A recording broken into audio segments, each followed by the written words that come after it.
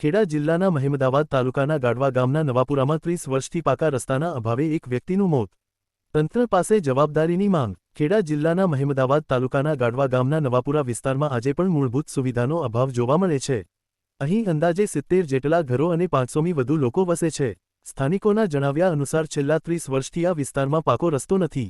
કાદવ ભરેલા રસ્તામાં ગંભીર દર્દીને સારવાર માટે લઈ જતું ટ્રેક્ટર ફસાઈ ગયું અને સમયસર સારવાર ન મળતા દર્દીનું મોત થયું હોવાનો આક્ષેપ સ્થાનિકો કરી રહ્યા છે. રસ્તો એ ગ્રામજનો માટે સ્વપ્ન સમાન થઈ ગયો હોય તેમ લાગી રહ્યું છે. વિકાસના દાવાઓ વચ્ચે આ વિસ્તારના લોકોને રસ્તા જેવી મૂળભૂત સુવિધાથી વંચિત રાખવામાં આવ્યા છે તે ગંભીર પ્રશ્ન છે. આ મોત માટે કોણ જવાબદાર છે?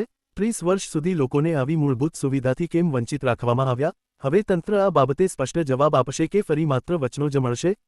સ્થાનિકો તરફથી તાત્કાલિક પાકા રસ્તાના નિર્માણ અને જવાબદાર અધિકારીઓ પ્રતિનિધિઓ પાસે જવાબદારીની માંગ કરવામાં આવી છે. જી, આપનું નામ? લાલાભાઈ. કયું ગામ? ગાડવા નવાપુરા સીમ વિસ્તાર, તાલુકો મહેમદાવાદ. જી, આપને શું સમસ્યા છે? સર, અમારા રસ્તાને બહુ મગજમારા. અમે રસ્તા માટે હર વાર રજૂઆત કરીએ. હર 5 વર્ષે 3 વર્ષે રજૂઆત કરીએ, પણ કોઈ અમારો રસ્તો 15 થી 20 વર્ષ 35 વર્ષથી કોઈ રસ્તો હજુ સુધી બન્યો નહીં.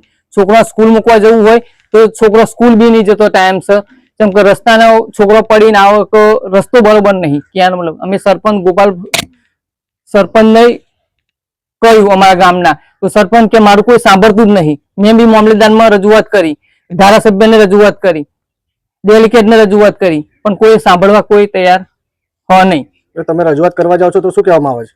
બનાવીશું કે ગ્રેન્ડ આવશે એટલે થઈ જશે એવું 30-35 વર્ષથી આની આ જ વાત નીકળે છે, બીજી કોઈ વાત નહીં આવતી.